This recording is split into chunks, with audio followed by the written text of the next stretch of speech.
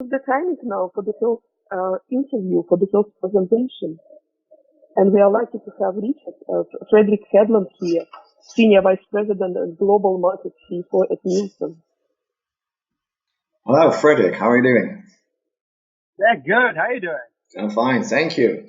Well, I've heard a lot about your big business case.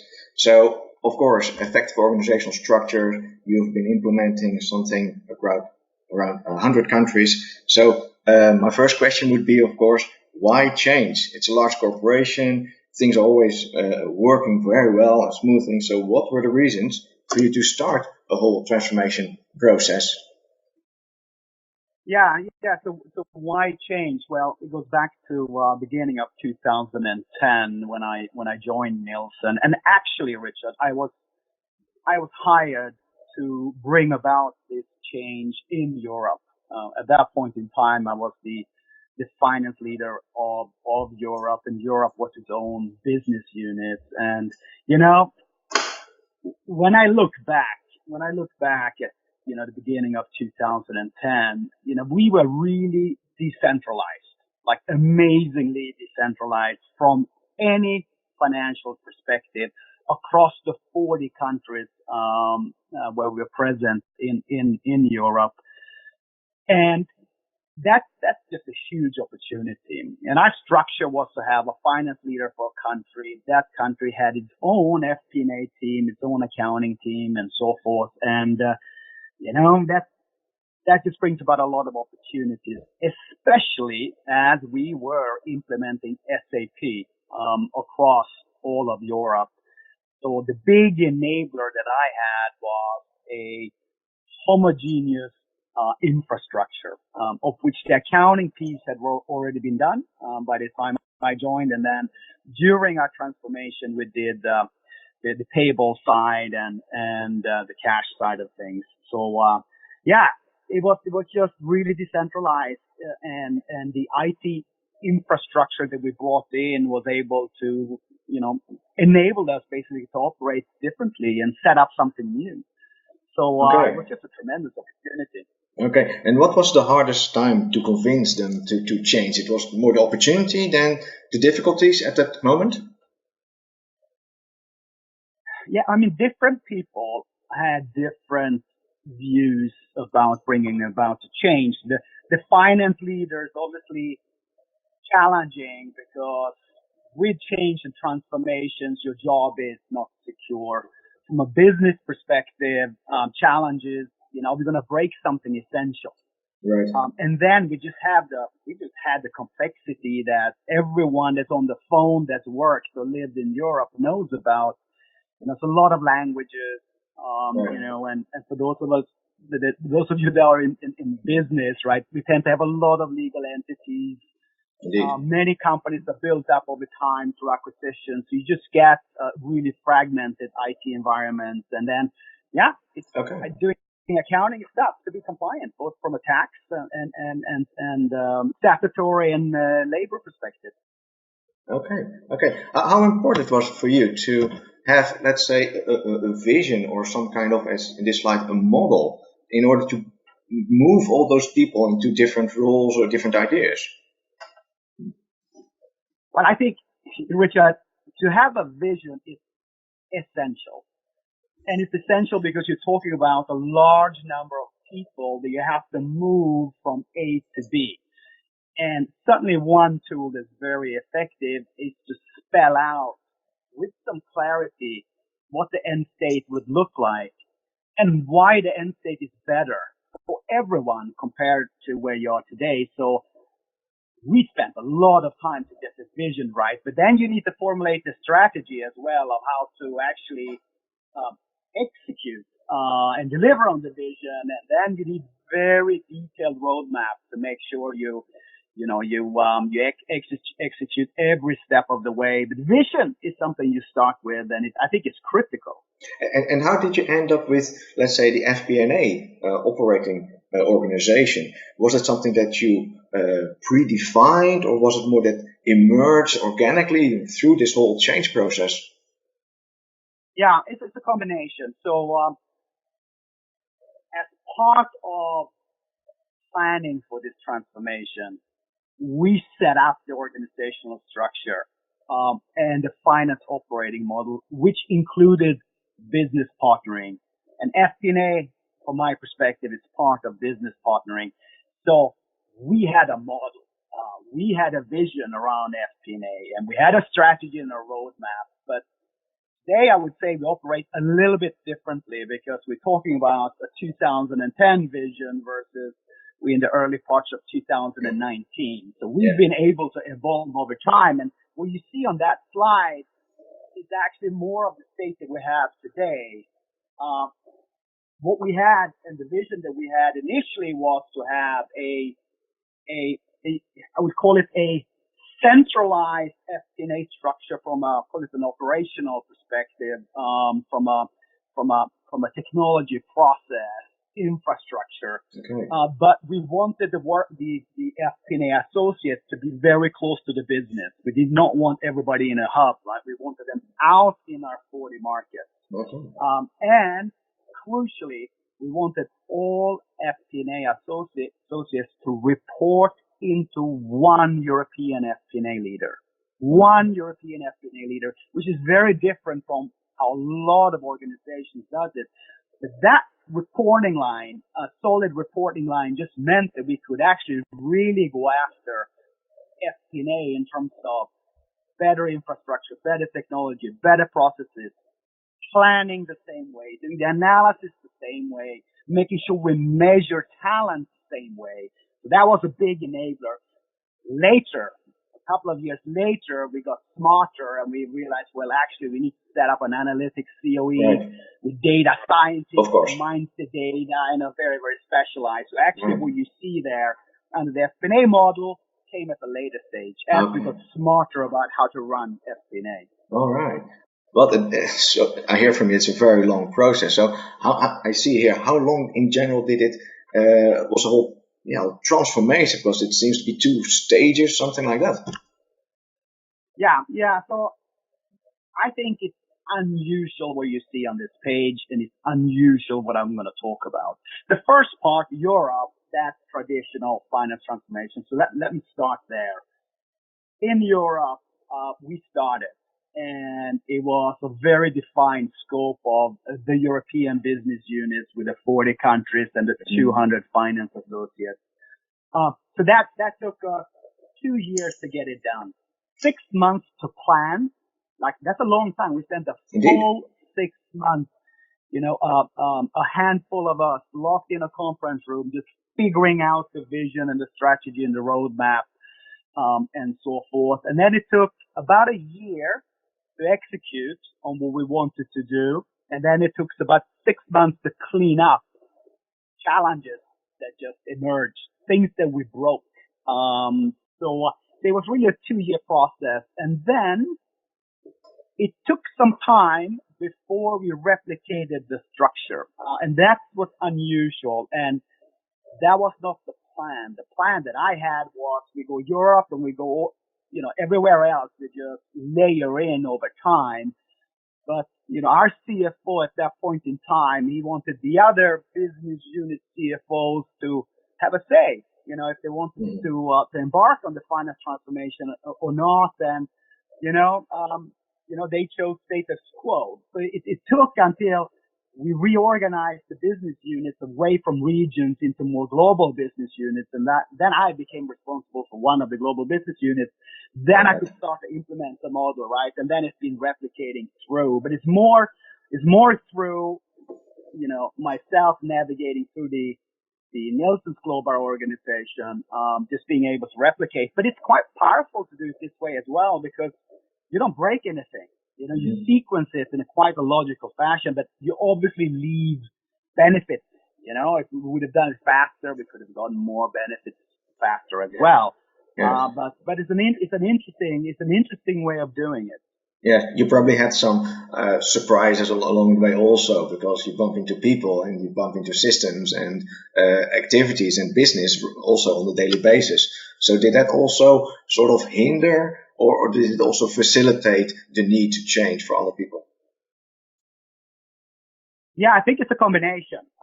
You have a combination, but certainly the challenges that you meet, you can solve a lot of them through a transformation, because in a transformation, you have to make sure you get the right resourcing and the right funding. And with resourcing and funding, you can do a lot of things that you might not be able to do in a business as usual state. All right, interesting. In general, now you come from you have your plan and then the solution until the implementation. So how can you describe that? Because people are involved in this process, and you have all those waves as you presented it on how things really in the end rolled out. Yeah. So if you look at this slide on the left hand, solution highlights, I think that's a pretty good summary, right? So we spent 6 months figuring out,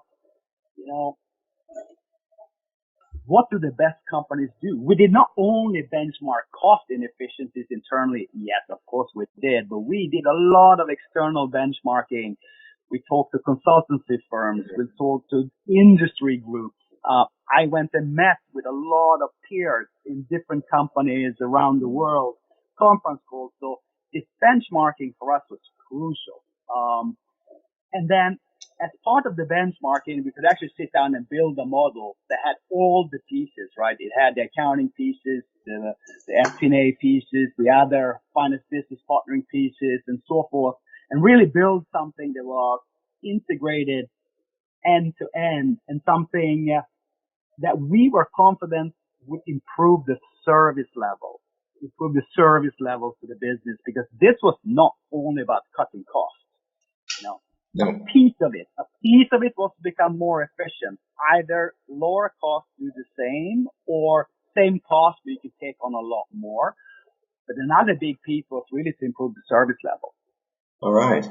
And then, just to talk to you through a few more of these points, we're going to talk more about managing change, but it's really difficult to go through a project like this from an individual perspective. So change management was central to our project, and I'll touch on that a little bit later on. Yeah. And then, Richard, as you and I have discussed, having the projects being run professionally with dedicated resources is absolute key, because there's so many moving parts in a big project like this. Yes, I imagine. I also went through organizational change, and you get just a lot of training, etc. But you really need to have that strong leadership during those change processes, because also each company somehow has a different culture again from the people themselves. Yeah. All right.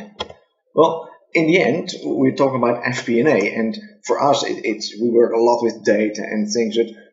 How would you sort of summarize what FP&A now is? Because it's often very traditional, you have your routine, but nowadays with technology, the whole infrastructure, the whole structure, the services that we supply is becoming vastly immense these days.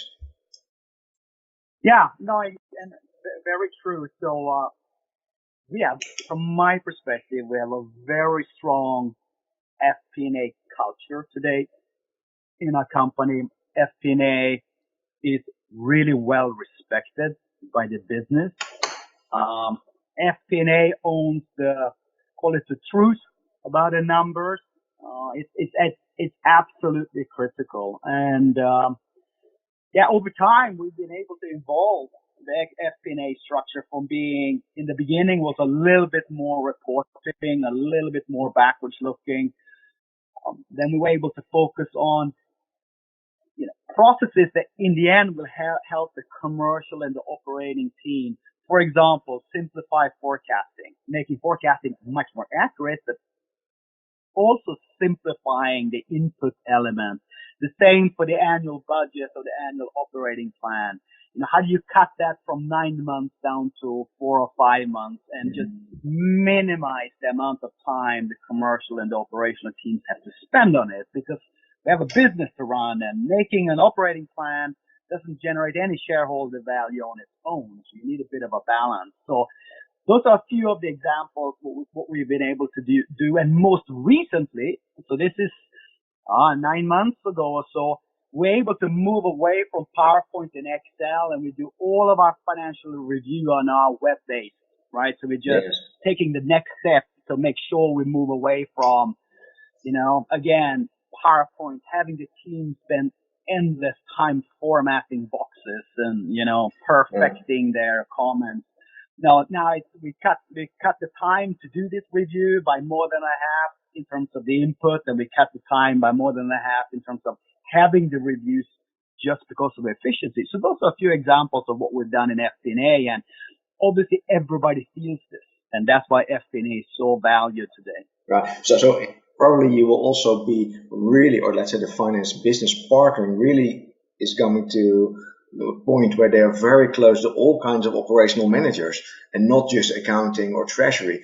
They're just getting much more involved, I imagine, with other parts of the company and not working that much, let's say, on collecting data, processing them in Excel sheet and create wonderful presentations.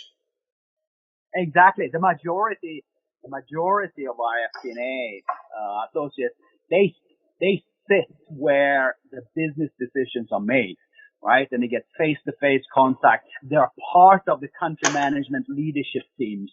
They have very important roles, and they get fed from the center in terms of the reports, in terms of the self-service analytics they can do, in terms of the setup for the operating reviews. As much as possible is pre-populated from the center, right? So the goal is to have a small central team that works on efficiency, and that efficiency you can get today leverage across more than 100 countries. But at the same time, Richard, if there's a good idea in one of the countries, the center will listen to it, and if that is the new best practice and the new best idea, that gets rolled out to all the 100 countries. Oh, that's very interesting. So you get also sort of people become incentivized to keep on evolving the system a long time. Yeah. The majority of the good ideas today comes outside the center because we have more critical mass out there. And that critical mass, although it's fragmented across more than 100 countries, they work day to day, and they go out and they listen to the webinars like we have today, and they come with ideas saying, guys, we got to do something different. I have a pain point. We need to solve it. And then they come back to the center. We resource the project and see if we can improve something. So it's very powerful to utilize all the best brains, regardless if they are in the center or not. Right. Yeah, very great. As I understand, you're structuring the business where everybody can participate, and the slide that you presented me really sort of summarize it for also outsiders on what is FP&A and what is the finance organization and how do they work. Could you elaborate a bit on this? Yeah. And there was an interesting case study made by Gartner.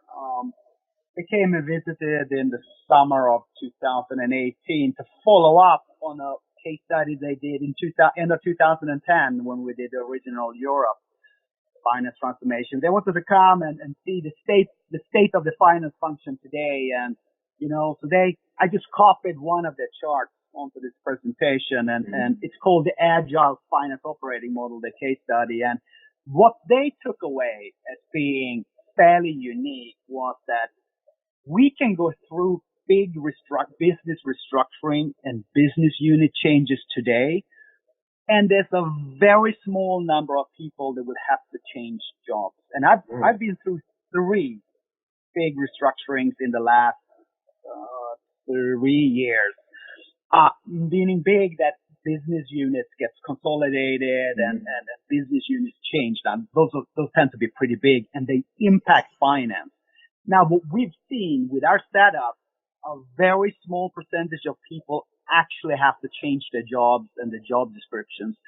And that's given us tremendous confidence because no matter how we organize, the majority of the people will continue to do their day-to-day job. They will not get caught up in the restructuring, right? And that's giving us tremendous momentum through pretty big changes. And as we know today, the world is changing quickly. Companies are changing quickly. Restructuring are happening more often. And if you're not set up in a way that you can actually isolate or isolate most of this change is just massively disruptive for the finance function. And I'm just fortunate today to have a setup that we've proven that, it's like that's 10%, 10% of all the finance associates. So I have 650 people across, a little bit more than 100 countries. You take 10% of that, not even, probably 5% of that will have to change their jobs, their reporting line, but the rest stays fairly consistent. And that gives us power through any reorganization. Yes, indeed. It seems really that finance sort of the consistent factor, even if there's change. And that, of course, gives a lot of confidence also to the business leaders. All right. Exactly. Again, we invest a lot in people and other things. So when you talk about creating value, you also talk about the investment, the fundings, and the returns. How would you summarize it after these 3 years of investing in people and systems? What was the funding or the investments, and what was the really returns? Yeah. From my perspective, there's a really important concept that goes with finance transformation, and the concept is you have to combine service improvement with cost cutting, right? In my view, and from the meetings I've had with peers, the majority of the finance transformation gets focused on cost, and there's a cost target. And then no matter what, the finance and the team, they drive to meet this cost target. And when it's met, the finance transformation is over. Now, that's not how we did it. That's not how I would do it in the future. I think cost and efficiency is only one piece of the equation.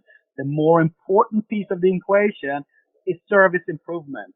And the only way to get service improvement, better business partnership, faster transactions, better billing and collections, a lot of it translates back to shareholder value, right? That this better service requires investment. Yeah. And that's the philosophy we've had. We've always invested back at minimum 50% of the dollar, and it goes back into infrastructure, it goes back into talent upgrades, it goes back into training, and it goes back to resources that are focusing on improving processes, because you always need a set of people that have capacity to actually go and drive continuous change. So I think that's just a really important concept. And then I think we talked about it already, but this greater resilience that we have now in our organization, in FP&A, but beyond FP&A as well, I think that's created real value. Okay, great. Well, in sum, you had a lot of lessons learned. Which ones you found most interesting or most challenging or really added value to make this like a success transformation? Yeah, I put together, I lifted in something that I've used in the past as a best practice case study, and it goes from 10 to 1. 1 being the absolute must-have. The single most important thing is obviously to have the right sponsorship to get it done. But what I've highlighted here is number 10, 6, and 2. We talked about it, Richard, earlier on this call, the benchmarking and the 6 months that we spent planning and talking to people. I think that is really important, because once you embark on a finance transformation, you kind of want to make sure you set something up that's going to last for a long time. Yes, you don't have to do it again, right? So spending time outside your own function and your own company is so important, and combine that with deep due diligence. I mean, activity-based costing. What do every finance associate spend their time on? That's the level we went to, right?